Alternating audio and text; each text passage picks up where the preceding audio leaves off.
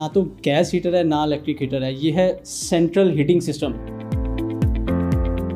Central heating system है क्या? घरों को गर्म करने के लिए होता है, वो चला के आप सो जाएं तो कोई आपको इशू नहीं होता। HVAC सिस्टम एक होता था जिसमें कूलिंग और हीटिंग दोनों होते थे, लेकिन ये सिर्फ हीटिंग वाला है। पूरे यूरोप USA में पूरी वर्ल्ड में जो है ये अप्लाई होता है। ये बिजली कितनी कंज्यूम करेगा? बिजली तो इसमें बहुत नॉमिनल है। मुझे ये ना तो प्लास्टिक के लग रहे हैं ना ये मेटल के लग रहे हैं, क्या मटेरियल क्या है ये? इसमें से पानी ने गुजरना है। अगर आपका पानी का लेवल कम हुआ है तो वो बॉयलर आपको एरर दे देगा। कितने बाय कितने का कमरा हो तो ये इनफ होती है? 1 प्लेट 2 प्लेट? जब आप घर बना रहे हो तब इसका ये जो पाइपिंग है ग्रे स्ट्रक्चर पे की जाती है, लेकिन एक बंदा जिसका घर बन चुका हुआ है वो अगर ये लगवाना चाहे तो वो कैसे लगवाए? ये इन शेप्स में क्या फ़र्क है, मतलब इसमें और इसमें क्या फ़र्क है? क्या ये सिस्टम लोग कमर्शियली भी यूज़ कर सकते हैं? अब तो इन्वर्टर AC आ गए हुए हैं, वो भी हीटिंग का सिस्टम जो है वो प्रोवाइड करते हैं। This is the one of the best technology in the world. इसकी कॉस्ट क्या आएगी, इसकी लाइफ क्या है, कितनी देर तक ये चल जाता है? अस्सलाम वालेकुम जी, पब्लिक डिजिटल के साथ आप देख रहे हैं फैज़ान चौधरी को। मौसम सरमा की आमद है, लेकिन इस बार सर्दियों में मैं आपको जो प्रोडक्ट दिखाने जा रहा हूँ आप देख के हैरान रह जाएंगे, क्योंकि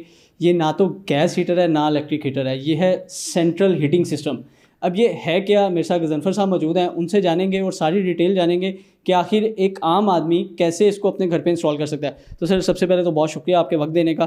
सर, मैं ये जानना चाहूँगा कि आखिर ये सेंट्रल हीटिंग सिस्टम है क्या? जी, सेंट्रल हीटिंग सिस्टम बेसिकली घरों को गर्म करने के लिए होता है।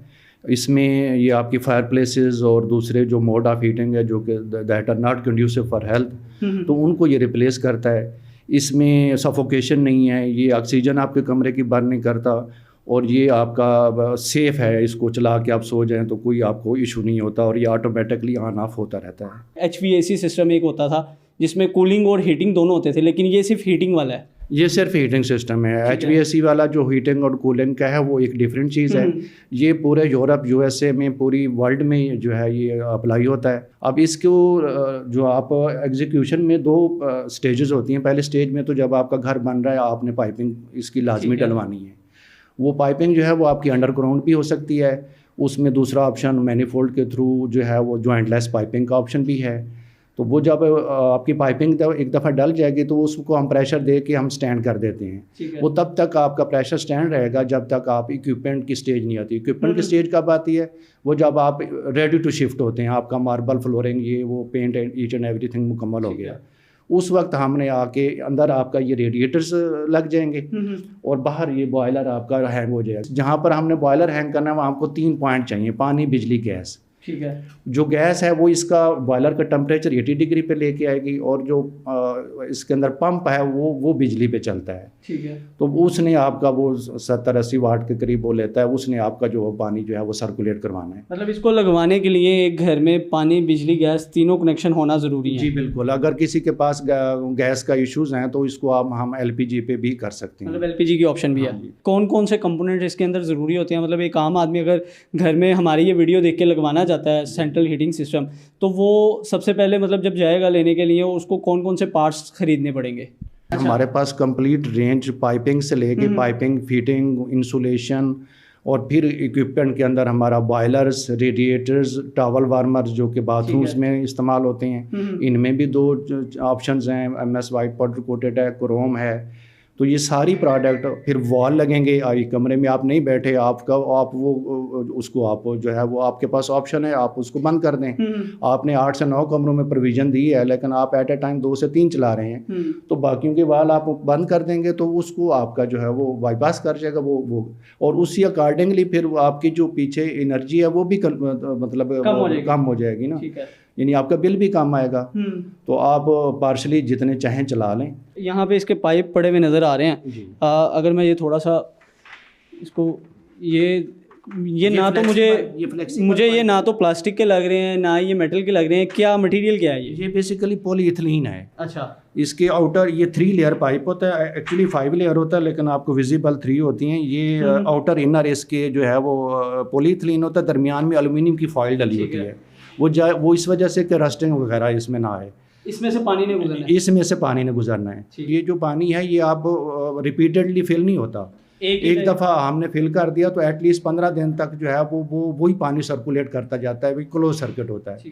अगर आपका पानी का लेवल कम हुआ है तो वो बॉयलर आपको एरर दे देगा, आपने वो जो है वो नीचे से फिल कर देना है। अगर आप उस हैसल में भी नहीं पड़ना चाहते तो ऑटो फिलर लगवा लें, वो ऑटोमेटिकली जो है वो पानी जैसे ही कम होगा वो फिल कर दिया अच्छा, करेगा। अब ये लाइक इसका एक पॉइंट जो है वो बॉयलर में लग जाएगा और एक इन रेडिएटर्स में लगेगा। बॉयलर से 2 लाइनें आपकी चलेंगी। अच्छा। और वो दोनों वो एक इन और एक आउट। अब वो आगे टीन डाल के हम उसको स्प्लिट करते जाएंगे रूम टू रूम। ठीक है। वो इन लाइन से पानी नहीं आना है और आगे सर्कुलेट करना है, वहाँ पर हीट ड्रॉप करनी है, टेम्परेचर ड्रॉप करना है, फिर वो दोबारा से आउट्स पे जाके उसने बॉयलर से फिर से टेम्परेचर गेन करना है। ठीक है। तो ये क्लोज सर्किट है। तो ये, और जब आपके कमरे का टेम्परेचर जो कि कंफर्टेबल टेम्परेचर 25-26 डिग्री हो जाता है, जो कि ह्यूमन बॉडी के लिए कंफर्टेबल है, तो ये ऑटोमेटिकली ये इसने ऑफ हो जाना है। जिस तरह ये मुझे मुख्तलिफ प्लेट्स जो हैं वो नज़र आ रही हैं मुख्तलिफ पार्ट्स में, तो ये कितने बाय कितने का कमरा हो तो ये इनफ होती है? 1 प्लेट 2 प्लेट, ये मतलब यहाँ ये जो एक आपने पोर्शन बनाया हुआ है प्लेट्स का, ये वाला पोर्शन जो है ये कितने बाय कितने कमरे के लिए सूटेबल है? जी, आपके कोई 16 बाय 13 के कमरे के लिए सूटेबल है और ये वेरी करता है सिटी टू सिटी। आपका लाहौर का अगर चूँकि हीटिंग का टेम्परेचर जब 10 वाट पर स्क्वायर फीट है तो आप मरी में चले जाते हैं तो वहाँ पर 16 बाई 13 की बजाय अगर इधर 10 प्लेटें लग रही हैं तो वहाँ आपकी 20 प्लेटें लगेगी। ऑब्वियसली टेम्परेचर की वहाँ पर आपकी सर्दी ज़्यादा है। एक सवाल मैं ये भी करना चाहूँगा कि आपने जिस तरह बताया है कि जब आप घर बना रहे हो तब इसका ये जो पाइपिंग है ग्रे स्ट्रक्चर पे की जाती है, लेकिन एक बंदा जिसका घर बन चुका हुआ है वो अगर ये लगवाना चाहे तो वो कैसे लगवाएगा? ये आप बड़ा अच्छा सवाल माशाल्लाह आपने किया है। ये एक स्टेज तो ये है कि ग्रे स्ट्रक्चर से आप निकल गए और आपने वो पीसीसी भी कर लिया आपकी फ्लोरिंग, इवन टाइल लगने वाला है, उस सूरत में हम फर्श में कटर से जरी लगा के ये डाल देते हैं। आप उस स्टेज से भी गुजर गए, टाइल भी लग गया और आप रेडी टू शिफ्ट हैं, तो आपके जहन में है कि जी आप मैंने ये सिस्टम करवाना था, तो फिर इसके पास हमारे पास एक ऑप्शन है कि हम इसको बाहर से जो है वो आपके then your radiator should be on exterior wall. फिर आपके पास ऑप्शन नहीं है एक्सटीरियर वाल के अलावा, तो एक्सटीरियर वाल फिर हम क्या करेंगे, बाहर से पाइप चलाएंगे, हम उतना ही सुराख ड्रिल से करेंगे जितना पाइप का डाया है। 2 सुराख हम करेंगे, उसमें से 2 पाइप इंसर्ट करेंगे और आपके एक्सटीरियर वाल पे आपके रेडिएटर हैंग करके आपको चला देंगे। और बाहर से जो पाइप चल रहा है उसको आप चाहते हैं कि जी वो भी विजिबल ना हो तो उसमें डक्टिंग भी किया जा सकता है। अच्छा, इसमें ये एक तो ये मुझे शेप नज़र आ रही है, फिर उसके बाद ये इन शेप्स में क्या फ़र्क है, मतलब इसमें और इसमें क्या फ़र्क है? ये बेसिकली टावल वार्मर हैं जो, या टावल रेल्स भी इनको आप कह सकते हैं। ये बाथरूम्स के लिए स्पेशली होते हैं। ठीक है। कि बाथरूम्स में आप जो है वो इसके ऊपर तौलिया भी डाल लें, वो तौलिया भी आपका खुश्क हो जाएगा और आपका बाथरूम भी कोजी रहेगा। अच्छा। और ये जो नीचे आपको नज़र आ रहे हैं मुख्तलिफ डिज़ाइन, इसमें इटालियन है, चाइना के हैं, फिर चाइना में स्ट्रेट भी है, कर्व शेप में है, ये आपके जो है वो कमरों के लिए होते हैं। सर मैं ये भी पूछना चाहूँगा कि एक नॉर्मल स्टैंडर्ड का जो सिस्टम है अगर हम अपने घर में इंस्टॉल करवा लेते हैं तो ये बिजली कितनी कंज्यूम करेगा? बिजली तो इसमें बहुत नॉमिनल है, क्योंकि बिजली में जस्ट इसका जो पंप है बॉयलर का, वो जो पानी को सर्कुलेट करवा रहा है, ठीक है, वो चलना है, वो तो 70 वाट का होता है, उसको मैक्सिमम आप 150 वाट। मतलब इसमें ज़्यादा किरदार गैस का है? ज़्यादा किरदार गैस का है, और जिसने टेम्परेचर बॉयलर का 80 डिग्री पे लेके आना है, वो गैस नहीं है तो एलपीजी। अगर आप एलपीजी भी अवेलेबल नहीं है तो फिर उस सूरत में इलेक्ट्रिक बॉयलर भी हमारे पास मौजूद है, हम इलेक्ट्रिक बॉयलर लगा लेते हैं, लेकिन उसकी रनिंग कास्ट ज़रा बढ़ जाती है, वो 24 किलोवाट का चूँकि बॉयलर होता है।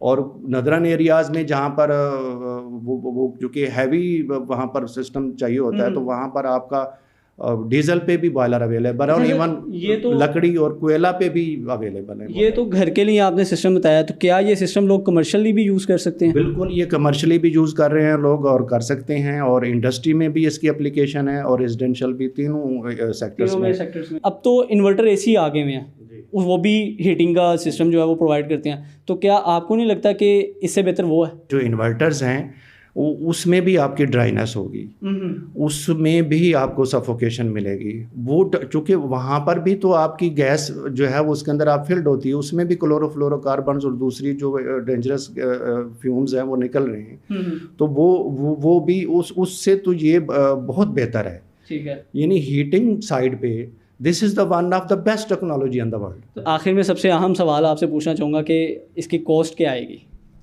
वो कास्ट भी डिपेंड करता है कि आप कितने कमरों में लगाना चाह रहे हैं। आप कुछ लोग हैं वो कहते हैं हमें सिर्फ 5 बेड में चाहिए, फिर कुछ डाइनिंग लॉन्ज भी शामिल कर लेते हैं, फिर कनाल के घर को आप ले लें तो उसमें फिर बेसमेंट भी फुल फ्लैज होता है, कोई बेसमेंट में नहीं भी लगवाते। तो ये एक नॉर्मल आप 7 से 8 यूनिट का अगर मैं एक अंदाज़ा बताऊं तो 5 से 7 लाख रुपए जो है इस पे वो come with piping equipment installation charges along with commissioning complete. की लाइफ क्या है, कितनी देर तक ये चल जाता है? ये कोई 10-10, 20-20, 15, 30-30 साल से हमारे सिस्टम लगे हुए हैं, इसमें कोई प्रॉब्लम नहीं आती। मतलब हम ये कह सकते हैं कि 20-25 साल आपको फिर हीटर चलाने की ज़रूरत नहीं पड़ेगी? जी बिल्कुल नहीं पड़ेगी। ये लॉन्ग लाइफ होते हैं, ये रेडिएटर है, इनको जस्ट डस्टिंग रिक्वायर्ड है। बॉयलर्स में कभी कभार अगर आपको कोई इशू आ भी जाता है तो वो रेक्टिफाइएबल होता है, वो उसके पार्ट्स ईच एंड एवरीथिंग हमारे पास वो अवेलेबल होते हैं।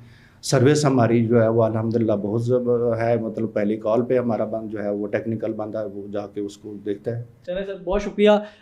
तो जी नाज़रीन, ये है सेंट्रल हीटिंग सिस्टम। तो आप भी अगर हीटर की सफोकेशन और मुख्तलिफ तरह के जो उसके हादसात से परेशान हैं तो ये सेंट्रल हीटिंग सिस्टम लगाएं ताकि आपकी ज़िंदगी आसान बने। मुझे दीजिए इजाज़त, अल्लाह हाफ़िज़।